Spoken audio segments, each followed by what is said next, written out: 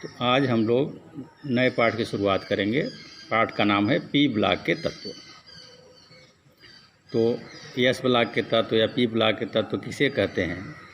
तो ऐसे तत्व जिनके अंतिम इलेक्ट्रॉन, जैसे जिसको कहते हैं विभेदी इलेक्ट्रॉन, वाह्यतम कोश के पी उपकोश में प्रवेश करता है। मतलब इलेक्ट्रॉनिक विन्यास करने पर अंतिम इलेक्ट्रॉन अगर पी उपकोश में जाता है तो ऐसे तत्वों को हम पी ब्लॉक के तत्व कहते हैं। अब पी ब्लॉक के अंतर्गत वर्ग 13 से लेकर के वर्ग 18 तक के तत्व आते हैं। अब वर्ग 13 और 14 हम लोग 11th में पढ़ चुके हैं। 13 से 18 के बीच में जो तत्व आते हैं उसमें 13 और 14 वर्ग के तत्व आते हैं, हम लोग पढ़ चुके हैं।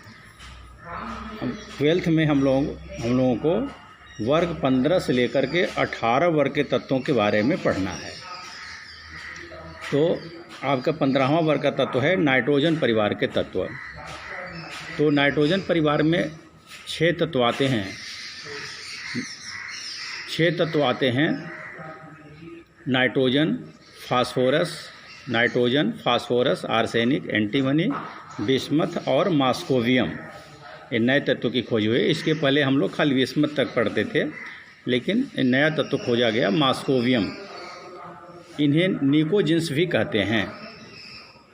तो 6 तत्व इसके अंतर्गत आते हैं। इनको सामूहिक रूप से हम निकोजिन्स कहते हैं। उपलब्धता मतलब किस प्रकार से यह प्रकृति में पाया जाता है।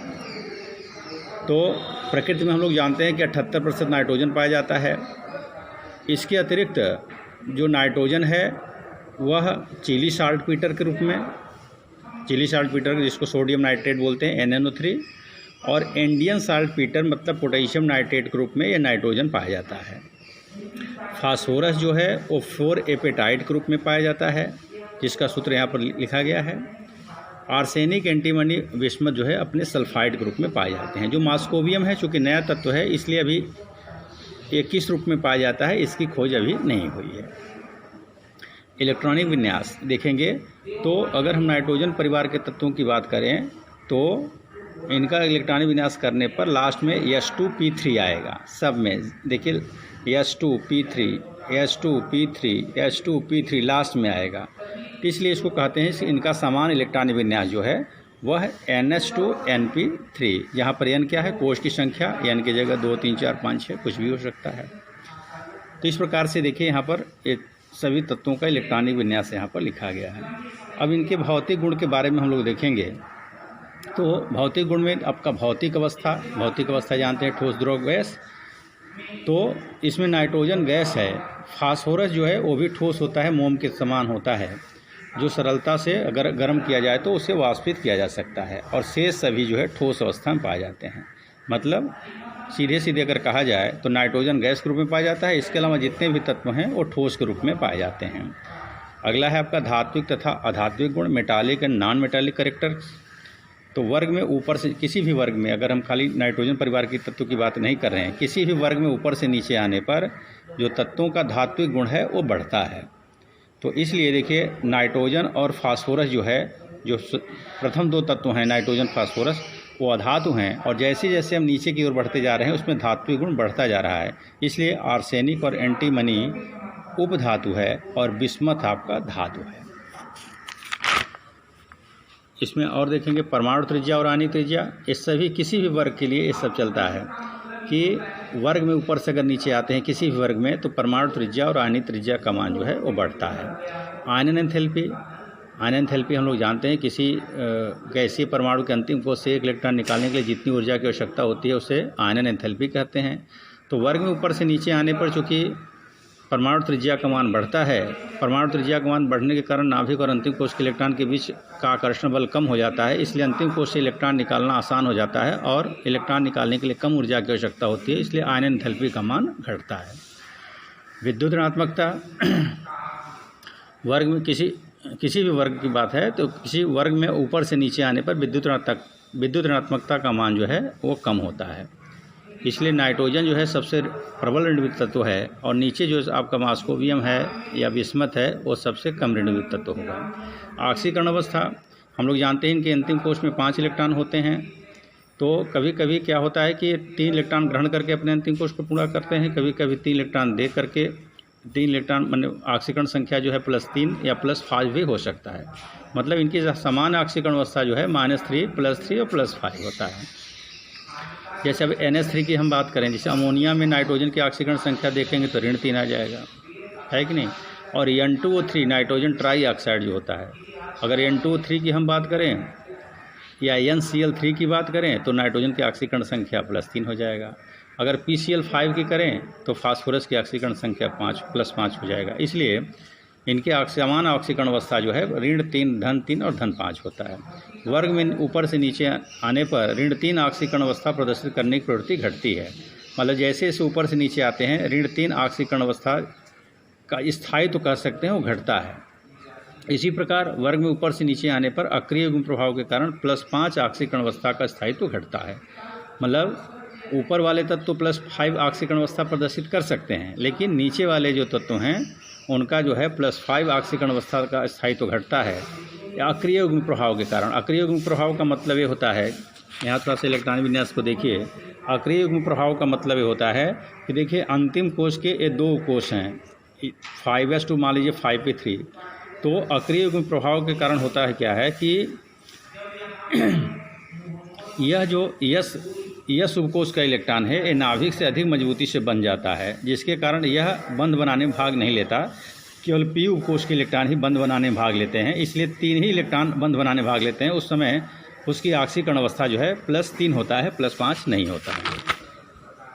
श्रृंखलन का गुण किसी भी तत्व का जो श्रृंखलन का गुण होता है उसमें उसके आबंध ऊर्जा पर निर्भर करता है। आबंध ऊर्जा अगर किसी तत्व का अधिक है तो उसमें श्रृंखलन का गुण अधिक पाया जाएगा। श्रृंखलन का मतलब समझते हैं किसी एक ही तत्व के जब अनेक परमाणु आपस में जुड़ जाते हैं और श्रृंखला बनाते हैं तो इस क्रिया को हम श्रृंखलन कहते हैं। कार्बन में का जो आबंध ऊर्जा का मान होता है सबसे अधिक होता है, इसलिए कार्बन में श्रृंखलन गुण सभी तत्वों में सबसे अधिक जो है श्रृंखलन का गुण कार्बन में पाया जाता है। लेकिन अगर इस वर्ग की बात करें तो श्रृंखलन का गुण फास्फोरस से बिस्मथ तक जो है वो घटता है। अपरूपता का मतलब एक ही तत्व जब भिन्न भिन्न रूपों में पाया जाता है तो उसको अपरूप कहते हैं, और इस गुण को जो है अपरूपता या एलोट्रॉपी कहते हैं। बिस्मथ को छोड़ करके सभी तत्व जो है अपरूपता प्रदर्शित करते हैं। जैसे नाइट्रोजन के 2 अपरूप हैं, alpha nitrogen, beta nitrogen. Phosphorus के 5 अपरूप हैं, सफ़ेद या पीला फास्फोरस, लाल फास्फोरस, काला फास्फोरस, सिंदूरी फास्फोरस और बैगनी फास्फोरस। लेकिन पाँचों में 3 महत्वपूर्ण हैं, जो पहला सफ़ेद या पीला फास्फोरस, लाल फास्फोरस और काला फास्फोरस जो है ये महत्वपूर्ण है। आर्सेनिक भी स्लेटी पीला और काला रूप में पाया जाता है, ये अपरूपता है। अब इसके थोड़ा रासायनिक गुणों के बारे में चर्चा करेंगे। तो पहले तो हाइड्रोजन के साथ अभिक्रिया, इस वर्ग के जो तत्व जो होते हैं वो हाइड्रोजन से अभिक्रिया करके AMH3 सूत्र वाला हाइड्राइड बनाते हैं। जैसे आपका देखिए NH3, PS3, ASS3, SBS3, BIS3, मतलब अमोनिया, फास्फीन, आर्सिन, स्टीवीन और बिस्मिथीन। तो इस प्रकार के ये हाइड्राइड बनाते हैं। इनके हाइड्राइडों का जो स्थायित्व होता है ऊपर से नीचे तक आने पर जो है वो घटता है। हाइड्राइड स्थायित्व घटता है। इनके हाइड्राइड अपचायक होते हैं। इनका अपचायक गुण अमोनिया से बिस्मथ तक बढ़ता है। अपचायक गुण का मतलब जो भी यहाँ पर जो हाइड्राइड है जो आसानी से हाइड्रोजन अगर दे दे तो वो प्रबल अपचायक कहलाएगा। और चूँकि अमोनिया का कहा गया स्थायित्व तो सबसे अधिक है, तो मतलब नाइट्रोजन हाइड्रोजन के बीच में प्रबल बंध है, इसलिए हाइड्रोजन आसानी से नहीं टूट सकता, मतलब इसमें से नहीं निकल सकता। लेकिन बिस्मथीन का जो बिस्मिथीन है उसमें बिस्मथ और हाइड्रोजन के बीच में जो बंध है वो आपका दुर्बल होता है, या हाइड्रोजन आसानी से अब निकाल सकता है, इसलिए जो है ये प्रबल अपचायक होगा। अमोनिया दुर्बल अपचायक, अमोनिया और बिस्मिथीन जो है वो प्रबल अपचायक होगा। अब देखिए सभी पर जो है एकाकी इलेक्ट्रॉन युग्म है, तो जानते हैं कि कोई भी अणु या कोई भी कह सकते हैं अवयव जब एकाकी इलेक्ट्रॉन युग्म किसी को देता है तो उसे कहते हैं लुईस क्षार। मतलब ये जितने भी हैं आपके हाइड्राइड ये लुईस क्षार की तरह व्यवहार करते हैं। अब प्रबल कौन होगा, दुर्बल कौन होगा? अब नाइट्रोजन का आकार आपका छोटा होता है, इसलिए यहाँ पर इलेक्ट्रॉन घनत्व तो अधिक होता है। इलेक्ट्रॉन घनत्व तो अधिक होने के कारण ये आसानी से एकाकी इलेक्ट्रॉन युग्म को दे सकता है। इसलिए अमोनिया का जो क्षारीय गुण होगा वह प्रबल होगा, सबसे अधिक होगा। और जैसे जैसे हम आगे की ओर बढ़ते जाएंगे इसका जो है क्षारीय गुण जो है वो घटता जाता है। ऑक्सीजन के साथ अवक्रिया करके दो प्रकार के ऑक्साइड बनाते हैं, एक ट्राई ऑक्साइड, एक आपका ट्राई ऑक्साइड, दूसरा आपका पेंटा ऑक्साइड। जो ट्राई ऑक्साइड होते हैं उनकी जो अम्लीयता का क्रम जो है ऊपर से नीचे आने पर जो है घटता जाता है, जैसा कि दिखाया गया है। Nitrogen, phosphorus, arsenic, antimony, bismuth के ट्राई ऑक्साइड लिखे गए हैं। इसमें प्रथम 3 जो है अम्लीय होते हैं। जो एंटीमनी का ऑक्साइड होता है, ट्राई ऑक्साइड, उभयधर्मी होता है, और बिस्मथ का जो ट्राई ऑक्साइड होता है वो क्षारीय होता है। लेकिन जो पेंटा ऑक्साइड इसके होते हैं सभी में अम्लीय गुण पाया जाता है, मतलब उभयधर्मी या क्षारीय नहीं होते हैं। और इनके पेंटा ऑक्साइड की अम्लीयता का क्रम जो है नाइट्रोजन से लेकर के फास्फोरस तक जो है वो घटता है। नाइट्रोजन 5 प्रकार के ऑक्साइड बनाता है, nitrous oxide, nitric oxide, nitrogen trioxide, nitrogen dioxide और नाइट्रोजन पेंटा ऑक्साइड। ये 5 प्रकार के ऑक्साइड बनाता है, जिसमें नाइट्रस ऑक्साइड और नाइट्रिक ऑक्साइड जो है उदासीन होता है और शेष जो है आपके अम्लीय होते हैं। हाइड्रोजन से विक्रिया करके इस वर्ग के जो तत्व होते हैं नाइट्रोजन को छोड़ करके 2 प्रकार के हैलाइड बनाते हैं, एक ट्राई हैलाइड, एक देखिए ट्राई हैलाइड और दूसरा आपका पेंटा हैलाइड। नाइट्रोजन जो है पेंटा हैलाइड नहीं बना सकता, क्योंकि नाइट्रोजन का इलेक्ट्रॉनिक विन्यास करने पर उसके अंतिम कोश में रिक्त डी ऑर्बिटल नहीं होते, इसलिए इसका वो जो है विस्तार नहीं कर सकता है। जबकि शेष के अंतिम कोश में जो है रिक्त डी ऑर्बिटल होते हैं, अपने कक्षकों का विस्तार कर सकते हैं, इसलिए वो पेंटा हैलाइड बनाते हैं और नाइट्रोजन जो है पेंटा हैलाइड नहीं बनाता है। अब इन हैलाइडों की क्षारीय प्रकृति जो है नाइट्रोजन से लेकर के बिस्मथ तक घटता है।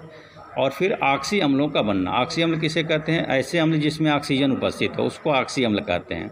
तो यहाँ पर सभी जितने भी तत्व हैं सब ऑक्सी अम्ल बनाते हैं। और जो ऑक्सी अम्ल की प्रबलता है, मतलब कौन प्रबल होगा कौन दुर्बल होगा, वो नाइट्रोजन से लेकर के बिस्मथ तक जो है ये जो है इनका प्रबलता, माने इनके ऑक्सी अम्लों की प्रबलता जो है वह ऊपर से नीचे आने पर घटता है। तो आज हम लोग जो अभी पढ़ाया गया उसको ध्यानपूर्वक देख करके नोट्स बना लेंगे। धन्यवाद।